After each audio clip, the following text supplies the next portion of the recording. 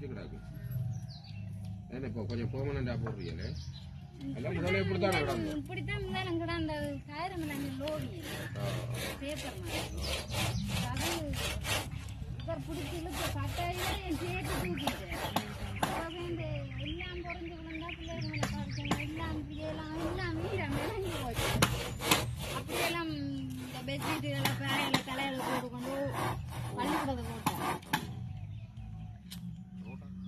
வணக்கம். நாங்கள் பொன்னானி நகர் கிராமத்தில் இருக்கிறோம். இப்படி காட்டு பிரதேசத்துலாம் இருக்கிறோம். இப்படி ஒரு வீடு ஒன்று அமைச்சு இருக்கிறோம் வள வாங்கி. அது வீடு ராவு காற்று எல்லாம் தூக்கி எறிஞ்சிட்டு உதவி திட்டங்கள் வேறு ஒரு இடங்களில் கேட்டிருக்கிறோம். உதவி திட்டங்கள் எங்களுக்கு எதனா அவசர உதவி திட்டங்கள் இதன் தந்துதவுமாறு கேட்டுக்கொள்கிறோம். கிணறு இல்லை, டொய்லெட் இல்லை, கரண்ட் வசதி ஒன்றும் இல்லை. சரியாக கஷ்டப்படுறோம். இருந்து இதன் அவசர உதவியை தயவு செய்து தாழ்மையுடன் கேட்டு தருமாறு. 3 குடும்பம் இருக்கின்றோம். 3 குடும்பத்திலேயும் மொத்தமாக 12 பேர் இருக்கின்றோம். சின்ன பிள்ளைகள் 3 அம்பியாகட 3 பிள்ளைகள், இந்த 3 பிள்ளைகள் 6 சின்னாக்களும் இருக்கிறோம்.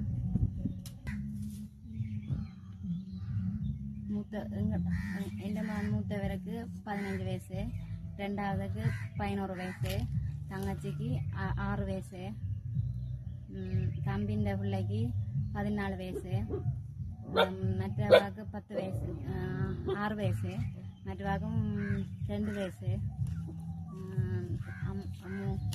3 பேர்.